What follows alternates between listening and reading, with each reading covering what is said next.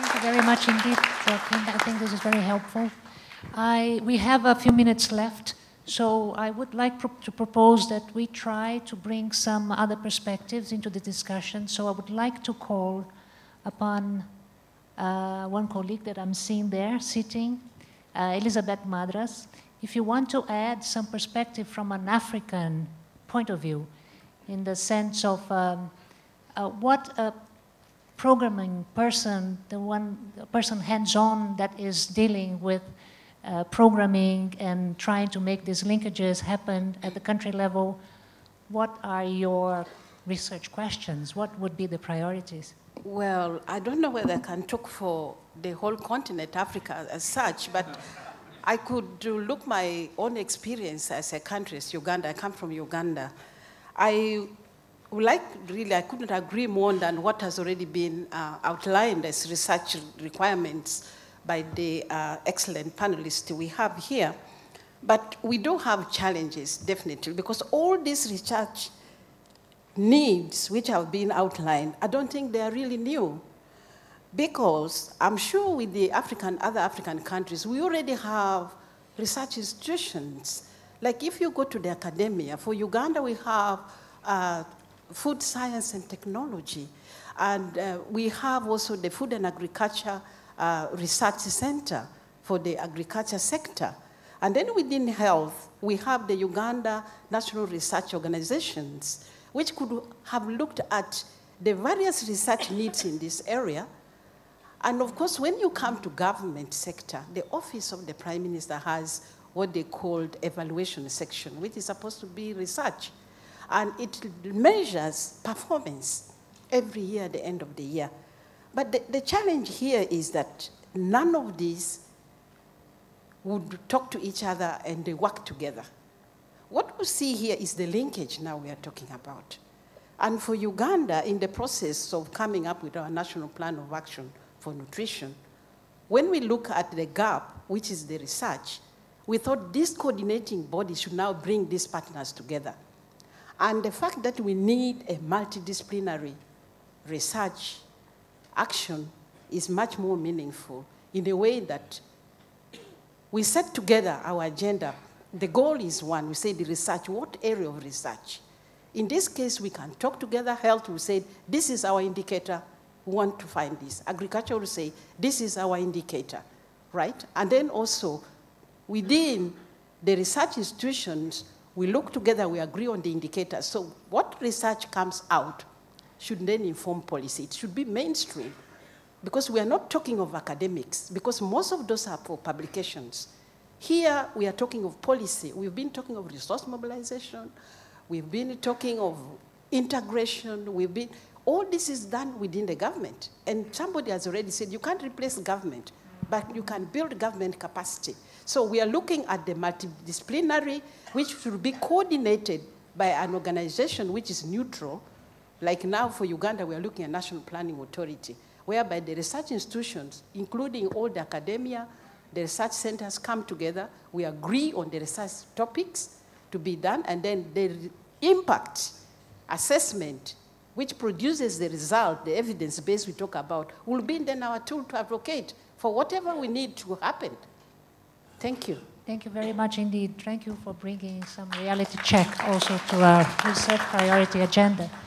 And now I would also like to call upon Dr. Torat, and maybe can give us an insight from an Asian perspective or your perspective. Well, thank you. I can't have my back towards the audience, so I'll stand here. Yeah.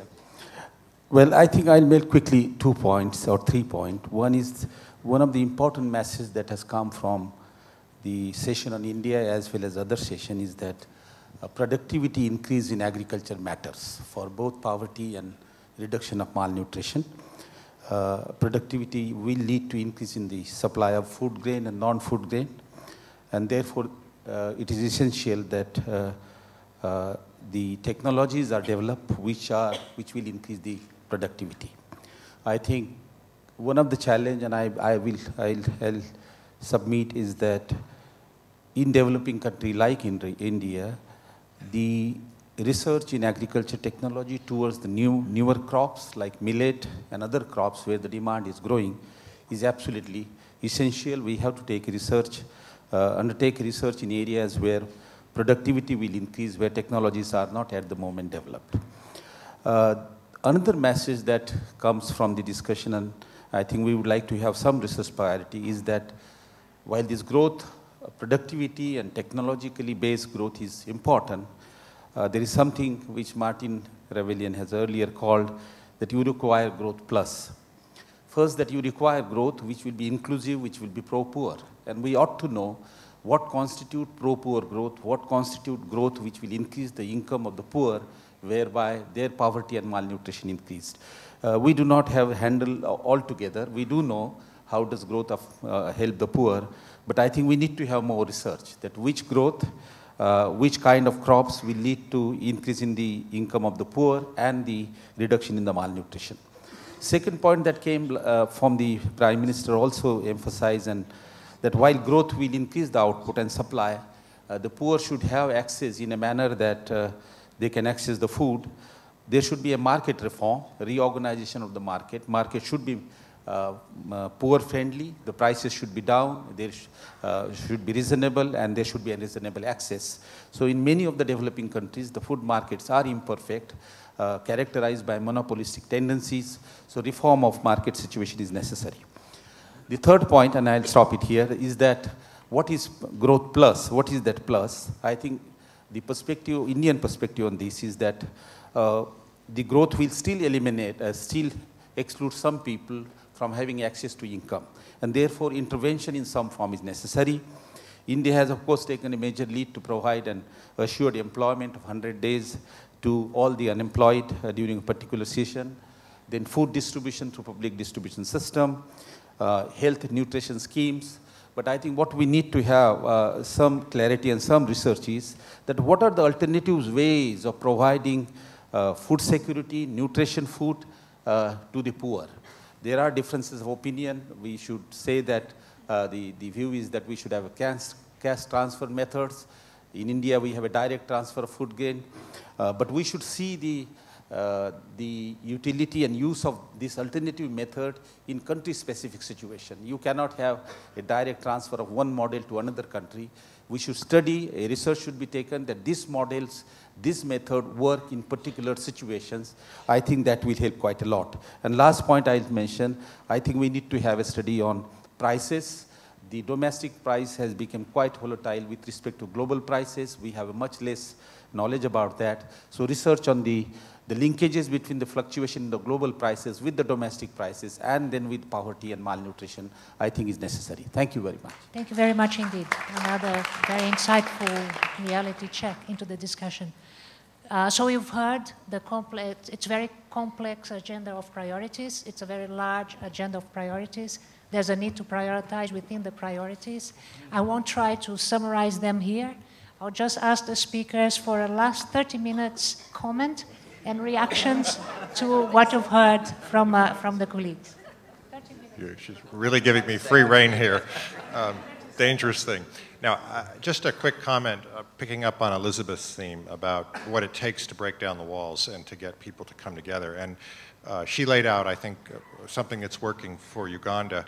I would just mention that closer to home in USAID, in my agency, what we've seen happen was that 20 years ago, agriculture and nutrition were together in one bureau. It was called Food and Agriculture, or within the Science and Technology Bureau. That then shifted over during the 90s, where nutrition moved to health, far away from agriculture, and there were no nutritionists in agriculture. I'm glad to say that in the new Bureau for Food Security, we have nutritionists in there, and I have to say that after the last few days, I really think we should probably get some health people in there too. But so there's various ways to approach this, but I think having some internal advocacy for the outcomes and for the commodity mix or the approaches or the pathways can be a useful thing. I think at the end of this conference, I have very little original thinking left, so I'm going to give you two quotes of people who were original thinkers. One is Dr. Halfdan Mahler, who was the Director General of WHO in the 70s and 80s, and who used to say, you know, because people always complain that he talked too much about health, and he would say, I know that health is not everything, but everything else without health is nothing. And the other person I'm thinking of is David Nabarro. I don't know whether he's still here. When he took up his work in rollback malaria, he told us that, of course, this was very complicated because the health sector is very well defined at its core, but it's very nebulous at its boundaries. And I think that is the challenge for the agriculture people, that they have to look for their partners in these nebulous parts of the health sector, because you don't want to work with the reductionist biomedical scientists. You want to work with public health scientists who look at the environmental and social determinants of health. I'll pass. I don't even have quotes. No.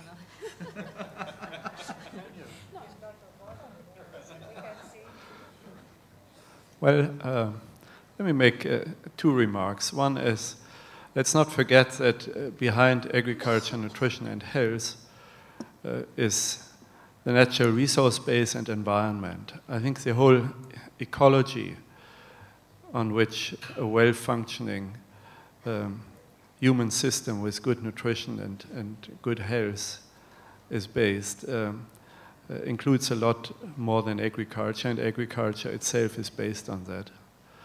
I thought we have not discussed environment and ecology enough at this meeting, but we cannot discuss everything at every meeting. Secondly, on change agents, I think maybe we can emphasize a bit more the role of children themselves as change agents. With their new and strong access to new media and their knowledge, with all due respect for their mothers, which have been mentioned many times during the conference, maybe school and preschool children as agents of change to enhance health and nutrition can be factored in more explicitly and more supportively. Thank you. Okay, thank you very much indeed. I think we kept our time, and thank you all for being here with us. Thank you.